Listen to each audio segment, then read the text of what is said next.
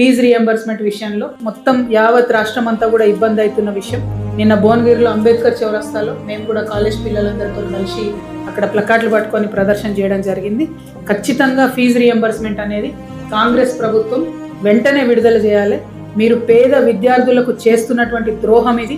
మీరు ఎప్పుడైతే fee reimbursement release చేయడం ఆపేసిండ్రో అప్పటి నుంచి తల్లిదండ్రులకు టెన్షన్ ఎక్కువైపోయింది. పిల్లల్ని స్కూళ్ళలో నిలబెట్టి అవమానిస్తున్నటువంటి సందర్భాలు ఎక్కువైపోయినాయి. అంటే ఇంకా కూడా తెలంగాణ రాష్ట్రంలో పేద విద్యార్థి ప్రైవేట్ దాంట్లో చదువుకోవాలంటే భయపడేటటువంటి పరిస్థితి ఉంది. పేద విద్యార్థుల తరఫున నేను కౌన్సిల్లో ముఖ్యమంత్రి గారిని నిలదీస్తే ఆనాడు ఆయన మాట ఇచ్చారు ముఖ్యమంత్రిగా, ఏమని, పాత బకాయిలన్నీ తీర్చేస్తాం, కొత్త ఫీ రియంబర్స్మెంట్ ఏది పెండింగ్ ఉన్నా కూడా వెంటనే మేము నెల నెల చెల్లిస్తామని చెప్పి కౌన్సిల్ సాక్షిగా ఆయన చెప్పడం జరిగింది ముఖ్యమంత్రి గారు. కానీ యాజ్ యూజువల్ అన్ని మాటలు ఇచ్చి మర్చిపోయినట్టు ఇది కూడా ఆయన మర్చిపోయి పేద విద్యార్థులకైతే అన్యాయం చేస్తూ ఉన్నారు.